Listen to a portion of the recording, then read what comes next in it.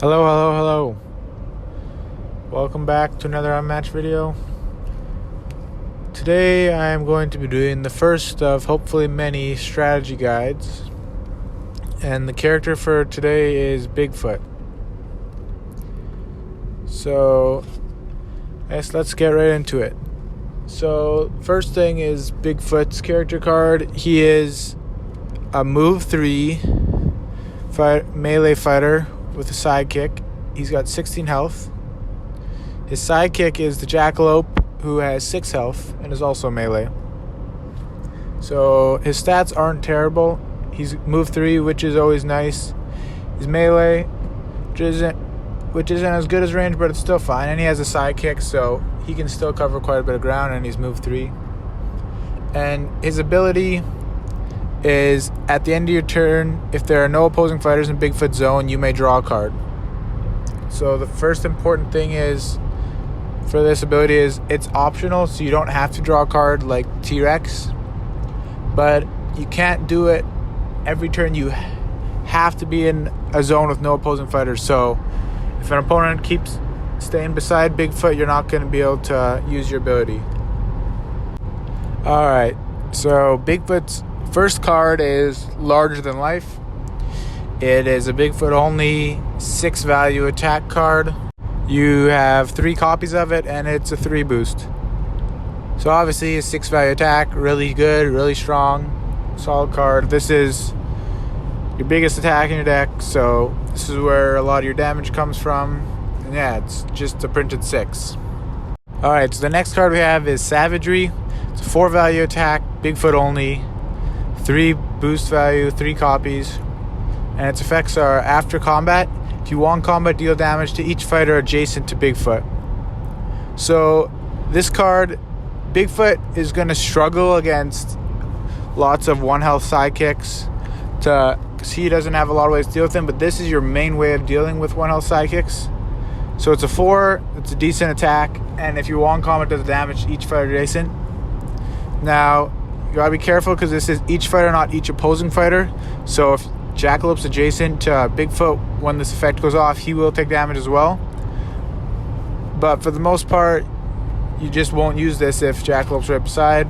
And even if you do, it's just 1 damage, so it's not the worst. But this card you're going to be wanting to use when you have multiple 1 health sidekicks around you. Most likely you're going to want to use this to attack a 1 health sidekick and have at least 1 or 2 other sidekicks adjacent. That way you can just ping all of them and get them out of the way. Or you can also just use it on, if you get to the opposing hero, you can always just use it on them. It's a 4 value attack still, and if you win, it's an extra damage. It's overall a pretty solid card, and it's your best way of dealing with 1 health sidekicks. So it works great in Bigfoot's deck. It's a Bigfoot only card, so you can't use this with Jackalope, which does hurt a little bit, but it is also a 3 boost, so and you have 3 copies. So this card overall, you'll always find a use for this card in your deck, either as a 3 boost or just as a 4 value attack or for clearing out sidekicks. Alright, so the next card in your deck is Disengage. It's a 4 value attack, any card. You have 2 copies and it's got 2 boosts, and its effects are after combat. You may choose any space in your fighter zone and then place your fighter in that space. So this card, it's not your best attack card. It's okay. It's a 4 value attack, so that's fine. It's average. The effect is decent. It lets you kite with advantage, so it's a solid card. It's a 2 boost, so it's fine. I wouldn't say it's anything super crazy in your deck, but it's a decent card overall. Alright, the next card in your deck is Hoax. So it is a 4 value versatile any card. You have 3 copies, and it's a 2 boost, and its effects are after combat. You can move your fighter up to 5 spaces through opposing fighters. So this card is very solid. You're mostly going to want to play this on defense, because as you're going to see, you don't have that many defense cards, but the defense cards you do have are very solid. So this card's a 4 value, so it's a max value block if used on defense. and it lets you move 5 spaces. So if you're against a ranged character, if you're fighting a ranged character, they're attacking you from range, you can move in right next to them. So for your turn, you can get a double attack. Or if you're using it against a melee, maybe it's their first action, or even a ranged character, if it's somebody's first action, you can use it to get out so they can't attack you twice. Also, this card's just great for repositioning your fighter. Maybe you're getting attacked by a sidekick, you want to move through the sidekick, get to the hero, different things. Overall, this card's very good in your deck. One of your best defenses for sure. It's a versatile, so you can also use it on attack, but 90% of the time, you're going to probably be using this on defense, just because it's a great defense. Movement effect's great, and it's an any, so you can't go wrong with this card. It's amazing. All right, so next card is Skirmish. And Skirmish is 4 value, versatile, any. You got 3 copies. It's only a 1 boost. Its effect is after combat. If you won combat, you can move one of the fighters in combat up to 2 spaces. So Skirmish, this is like the weaker version of Hoax, essentially. They're both 4 value, versatile, any's. And after combat, they both have a movement effect. Hoax has a higher boost value, so it's got that. Plus, it moves more space. It moves 5 instead of 2. And you don't have to win combat to use Hoax. So Hoax is better in most ways, but Skirmish has an effect that Hoax can't do, and that's moving the opposing fighter if you want. So you do have to win combat. With the 4 value versatile, if you play it on defense, you'll most likely win most combats with this. So this is also a card you're going to be wanting to play on defense 90% of the time. Yeah, on defense, you have a pretty good chance of winning. So this lets you either move the opposing fighter up to 2 or your fighter up to 2. So this card is great. It's good. It's just a very solid. Skirmish is just a very solid card overall. No matter whose deck it's in, you'll always have a use for it. So this is just a solid card. You're never gonna not want to have this card. It's always useful. All right, so next card is Momentous Shift. It's a 3 value versatile any card. You have 3 copies of it, and it is a 1 boost value. So, and the effect is during combat, if your fighter started this turn in a different space, this card's value is 5 instead. So this card, most likely you're using it as an attack because you can maneuver first action, then attack with this. It's a 5. You can use it on defense, but you preferably don't want to, because either it's going to be a blank 3 on defense, or if you're getting attacked twice in a turn, if maybe your first time you're defending with a Hoax or a Skirmish and you can move, and then if you get attacked again, it could be a 5. But most likely, if you're defending your first with a Skirmish or Hoax and you can move, you're hopefully going to be able to get far enough away that they can't attack you again. But if they do and you think it's going to be a big attack, you can use it as a defense.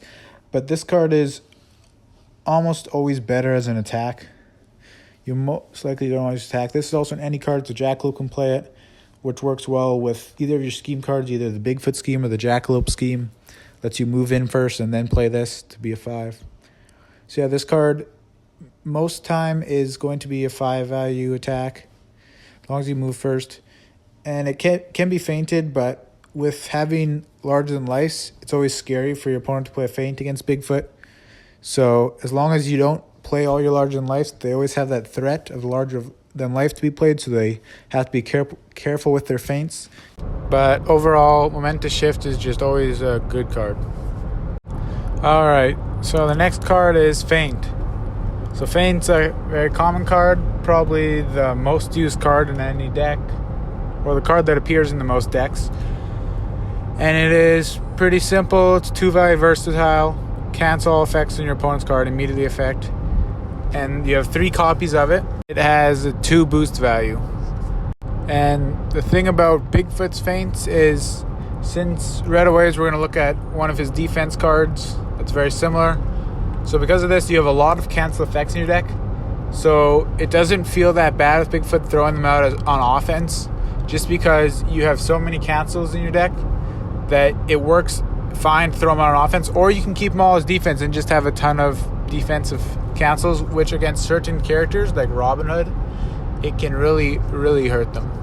And all your feints are also any card, so don't be afraid to throw this out for the Jackalope to keep him alive, or just to attack with the Jackalope with a cancel effect.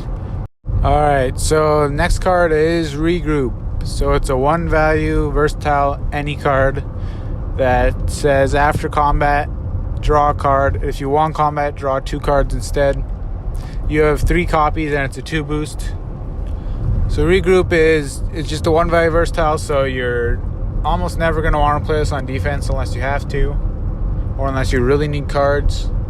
It's best as just a bait attack. You attack with it, bait out some hopefully good defenses from your opponent, and if they don't cancel, you're drawing a card. But if you can get them to waste a feint on this, that's even better. Yeah, with having 3 large in lives and 3 regroups, you can really use the regroups to bait out opponents' big defenses to be able to hit them harder with large in lives. And this is also an any card, so this is a great card to use with the Jackalope to just keep attacking, keep pressuring their hand size. Alright, so next up is the other cancel effect card I was talking about before. And that card is called Just Your Imagination. It's a 3 value defense any card. You have 2 copies, and its effect is immediately cancel all effects on your opponent's card. It's a 3 boost value, so these are great for boosting as well. But yeah, like I said before, Bigfoot's got a lot of cancels, so you're just going to play this on defense. If your opponent ever has an effect that you're thinking they're going to try to get off, you just play this.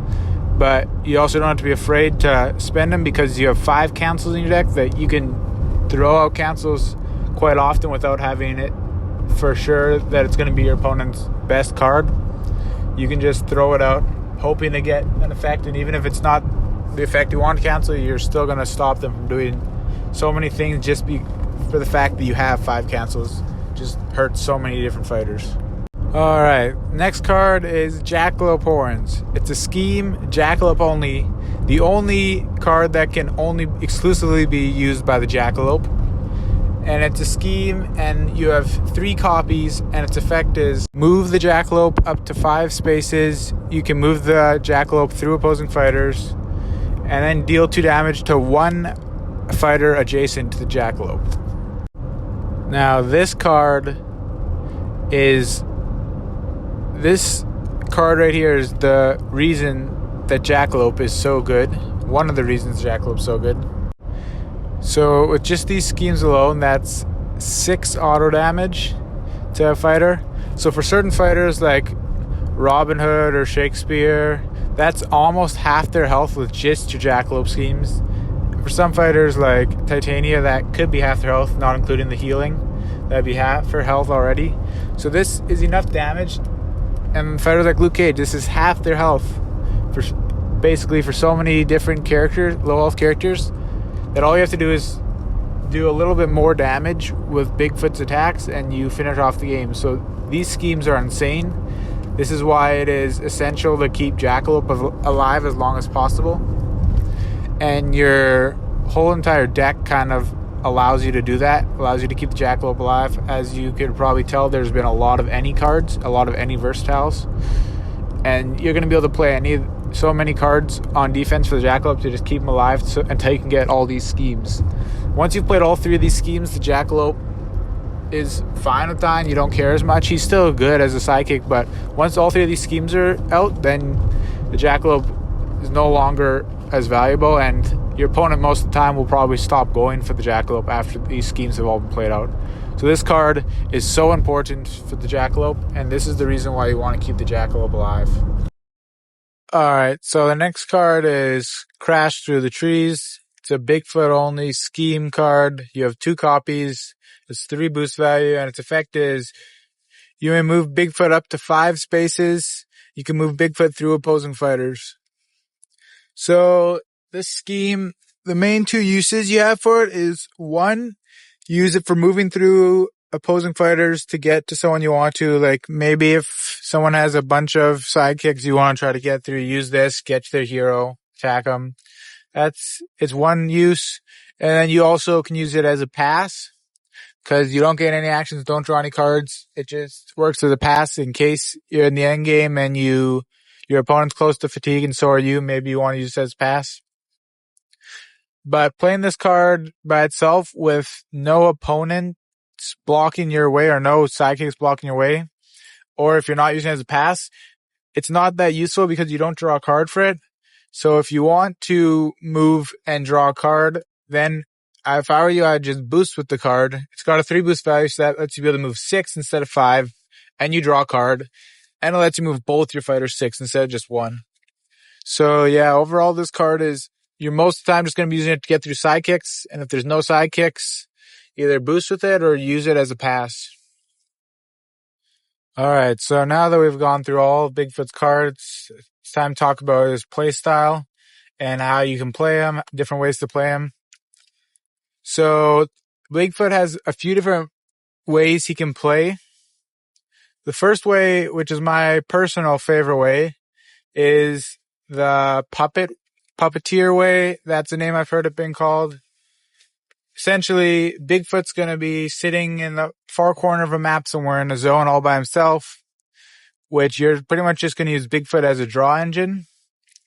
And you're just going to have the jackalope going super aggressive on the opposing fighter, and then using Bigfoot's ability at the end of every turn to draw an extra card to keep your card draw up. So the jackalope's just going to be constantly in the opponent's face, attacking often, either at least once a turn, sometimes twice a turn if you can, using Bigfoot's card draw ability to keep that engine going, as well as using things like regroup on attack with the jackalope to be able to keep your hand size up.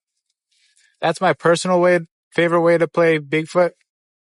It's a lot of fun, and then by the time the jackalope dies, or you decide to move Bigfoot attack instead, your opponent's been rushed down so much that they probably are not going to have great defense or not a lot of defense, and then Bigfoot can come in and hit him with the larger than life.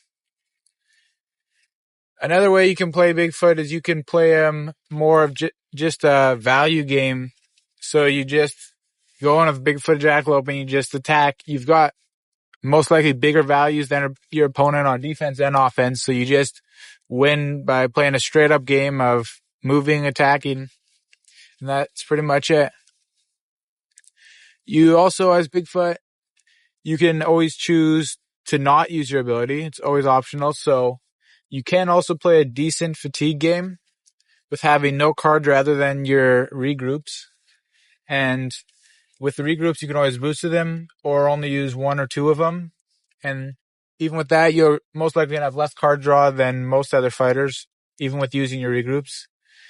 And you have 5 passes, essentially. If you get all the jackalope horns off, that's 3 passes, and each of them deal 2 damage to the opposing fighter.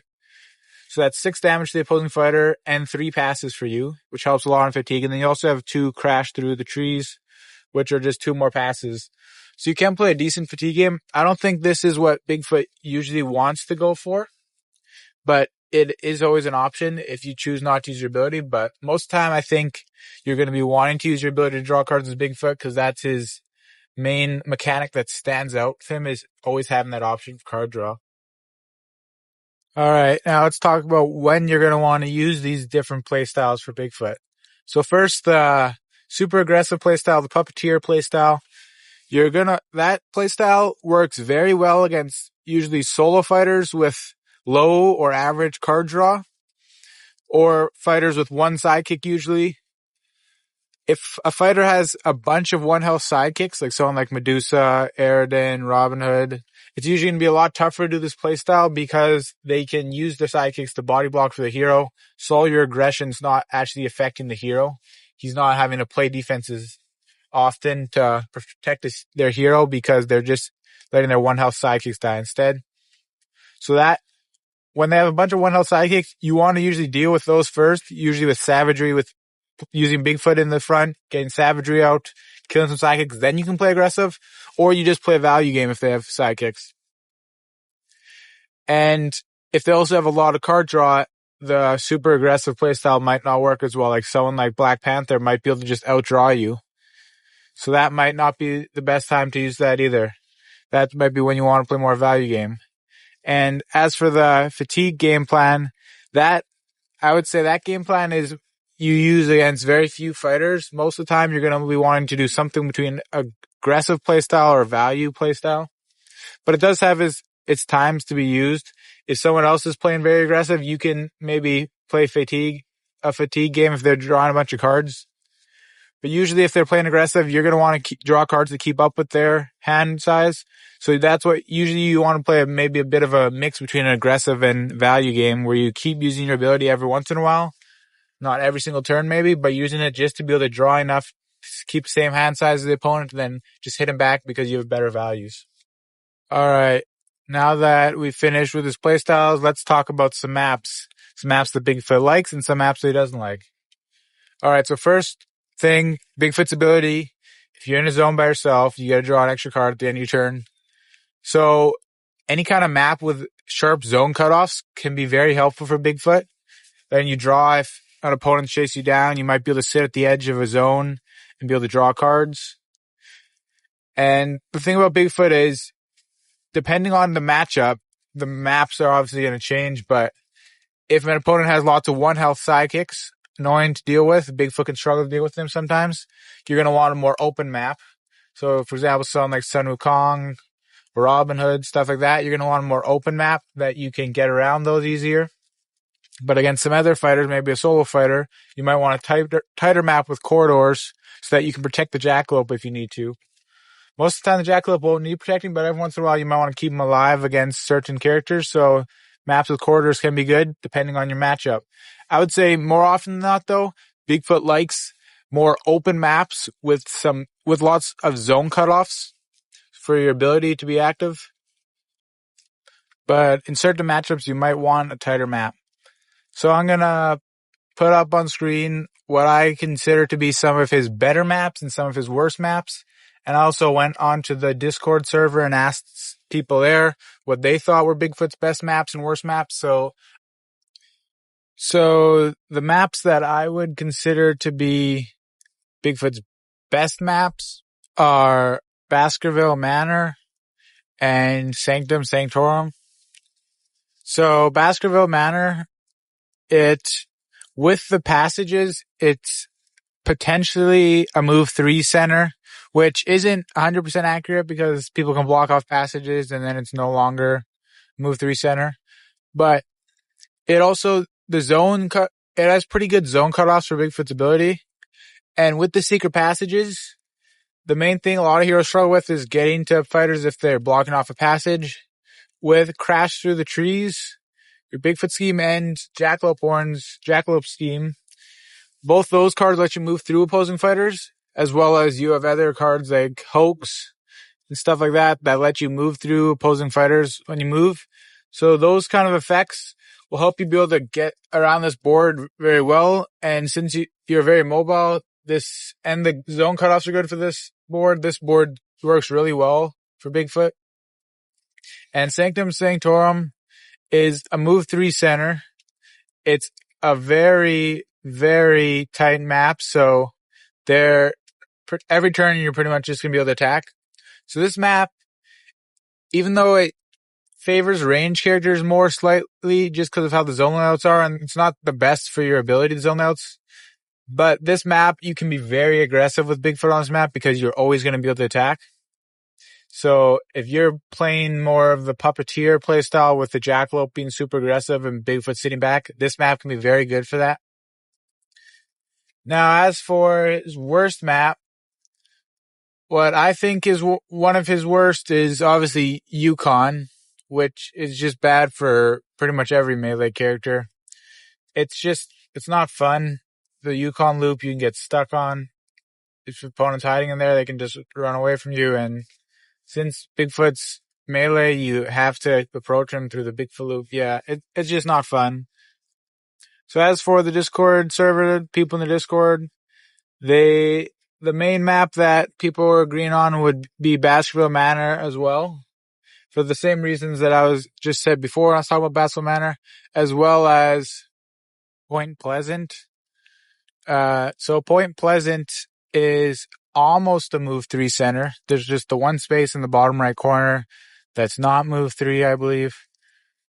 And the zone cutoffs are pretty good. There's a few that aren't that great, but overall the zone cutoffs are pretty good for it. And it's move 3 center. There's not really any corridors or long straight stretches that Bigfoot can struggle to get around one out sidekick. So it's pretty open in that way.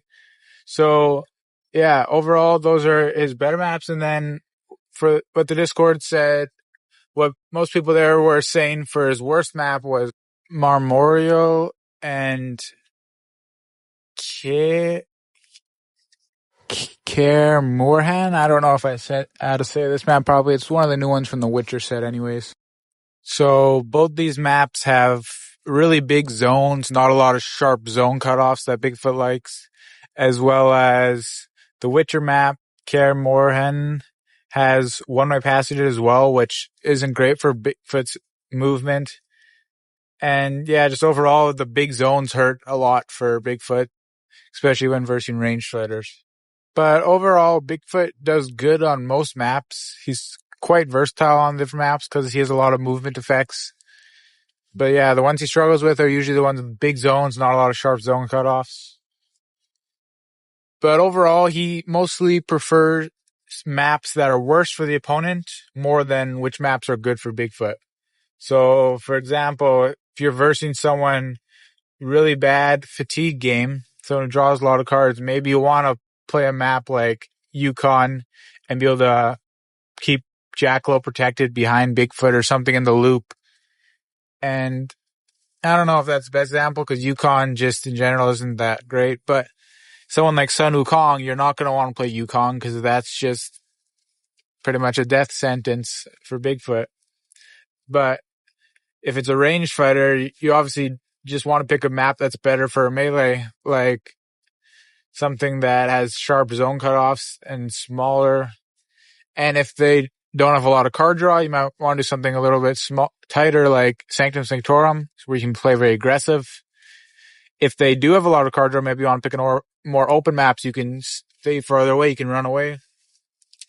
So really, with Bigfoot, for your map, you're mostly wanting to do maps that hurt the opponent more than help you.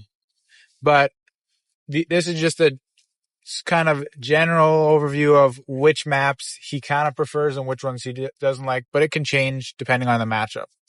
All right, so next let's talk about his strengths and weaknesses. So Bigfoot, obviously, big strengths are his value game. He's got massive value defense, massive value attacks. So he just outvalues you lots of the time. Second good thing is he has lots of movement. He's a move 3 fighter with the sidekick. He's got a lot of movement card effects, a lot of movement that can move through opposing fighters as well. That's always good, being able to get in and around places, get through fighters, stuff like that. And his next strength is he has 5 cancel effect cards. He has 2 that have to be used on defense, but then you also have the feints that can be used on offense or defense. So depending on who you're versing, that gives you a lot of versatility to be able to maybe you want to play an attack, feint as an attack.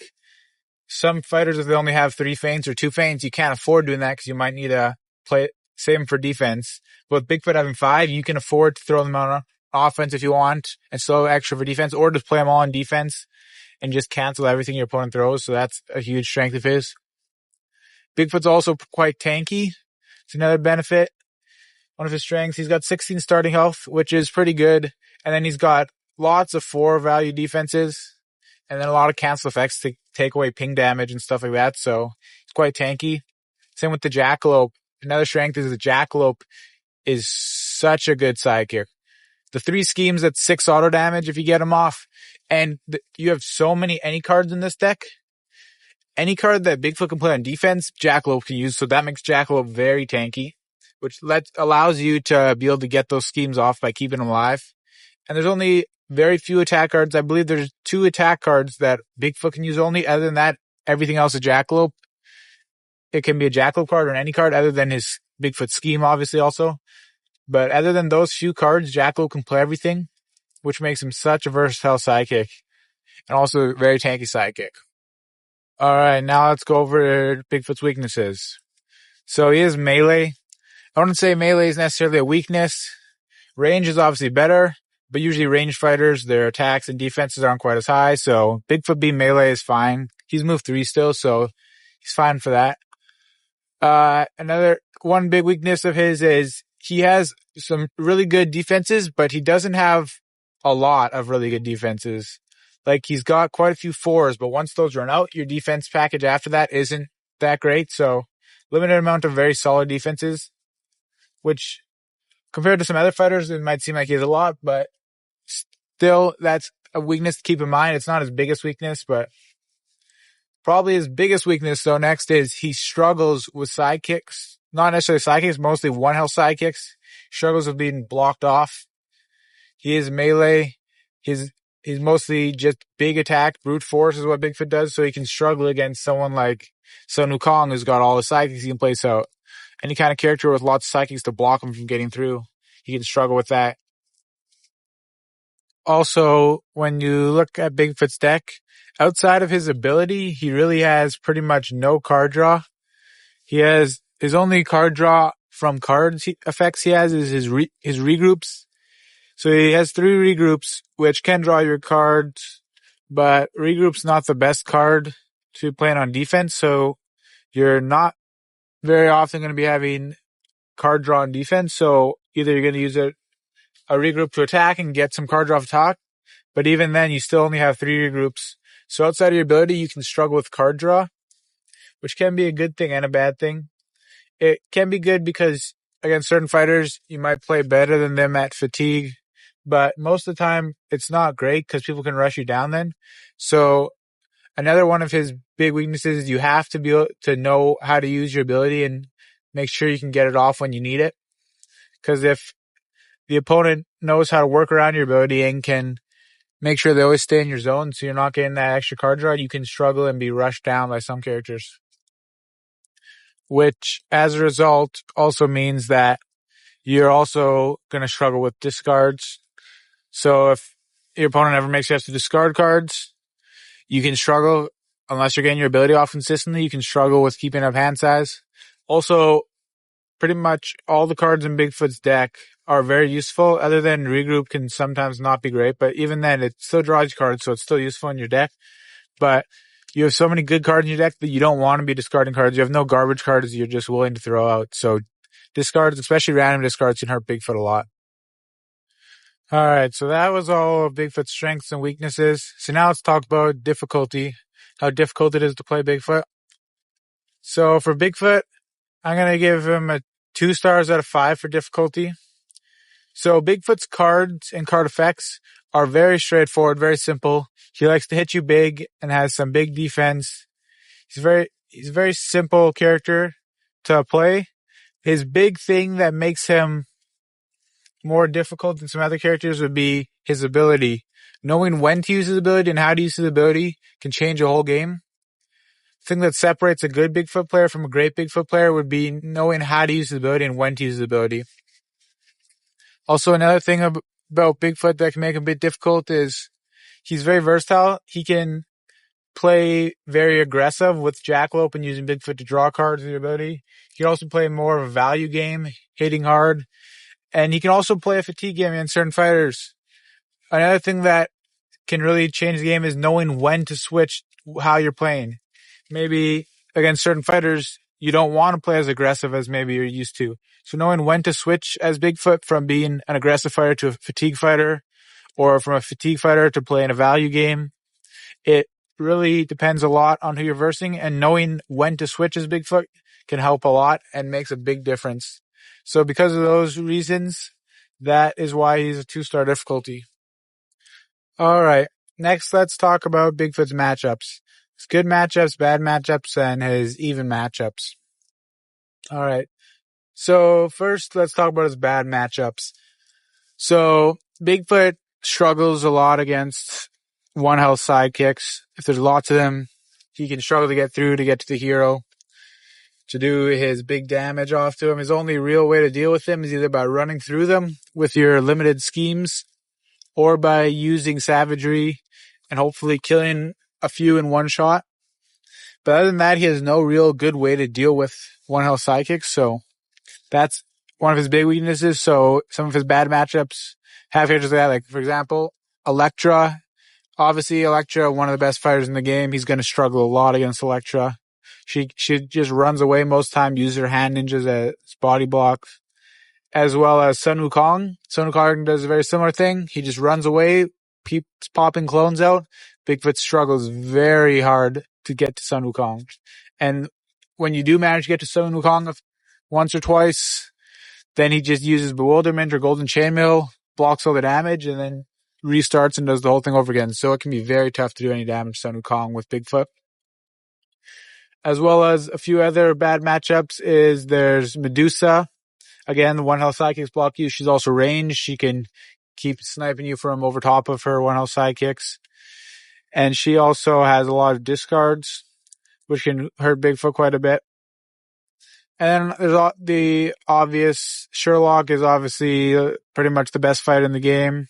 So he's obviously not going to be, Bigfoot's not going to be great against Sherlock. It is doable. It's more doable than someone like Electra or Sun Wukong, but Sherlock's still tough.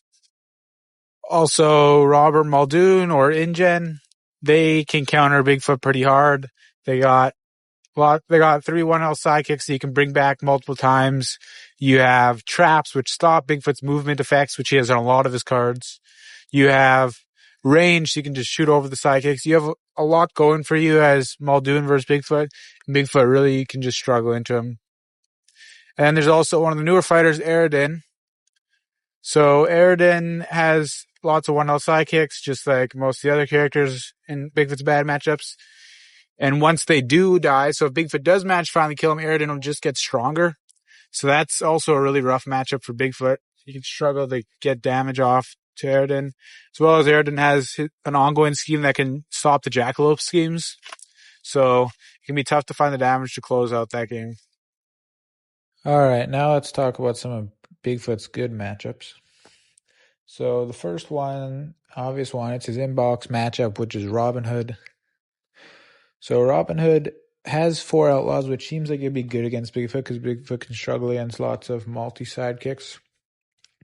But the thing is, Bigfoot has 5 cancels, which stops all of the highway robberies for the outlaws, which is a big part of Robin Hood's game plan. As well as Robin Hood's biggest defense is a 3 with only 13 health. And Bigfoot, if you hit Robin Hood with 3 logs, that's already 9 damage. Bigfoot only has 4 health left. Each savagery, if you use it on Robin Hood, is a guaranteed 2 damage. So just your logs and savagery, 6 attacks, that's enough to kill him. Or your logs and your Jackalope schemes is enough to kill him. You have enough damage to kill Robin Hood so easy that all you have to do is get to him.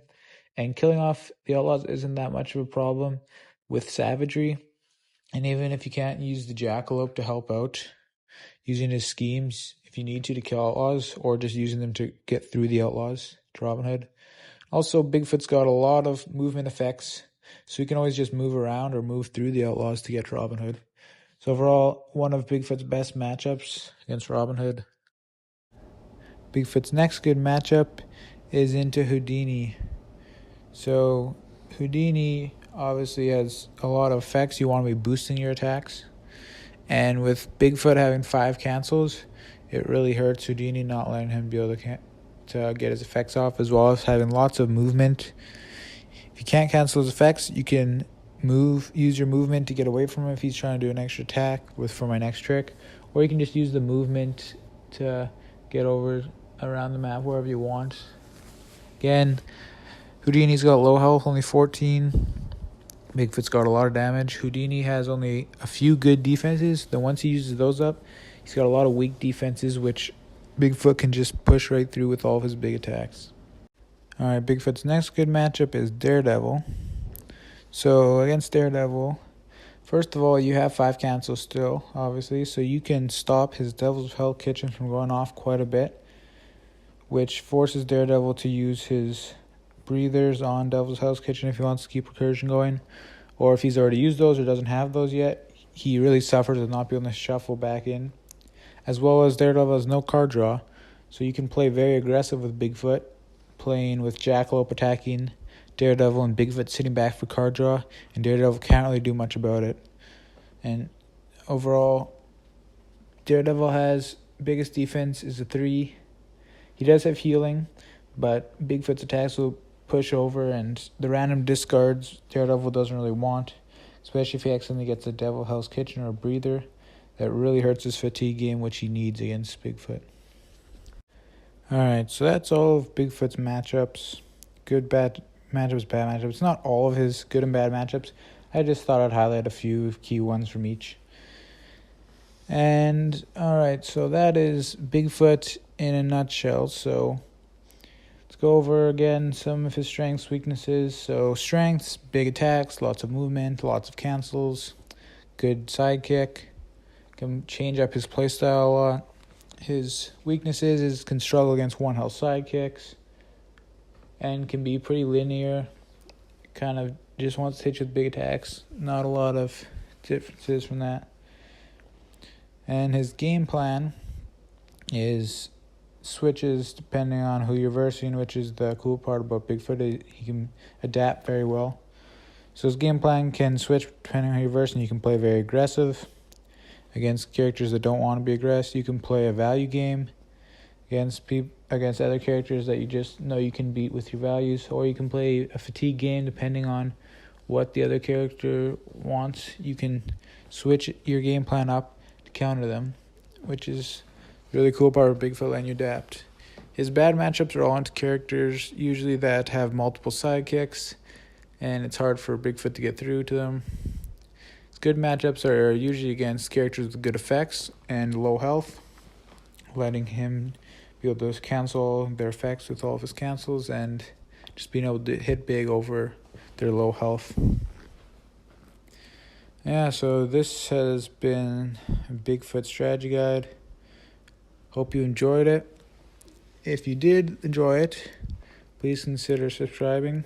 I'm trying to reach 66 subscribers by the end of the year, and we're over halfway there, so it mean a lot and help out a lot.